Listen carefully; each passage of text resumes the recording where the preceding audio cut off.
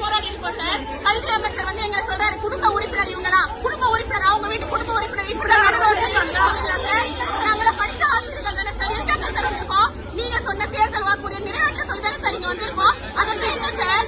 கல்வி அமைச்சர் சரியானவர் தான். அவர் நிறைவேற்றாததுக்கு காரணம் என்ன அப்படின்னு நடக்க சொல்லி எதுக்கு தெரியாதா? அப்ப நடக்க எல்லாம் செய்யறவங்க யாரு சார்? காவல்துறையில இருக்க அதிகாரிகளா இல்ல வேற அதிகாரிகளா? கல்வி அமைச்சர் தெரியுமா தெரியாதா? தயவு செய்து இந்த கோரிக்கை நிறைவேற்றுங்க சார்.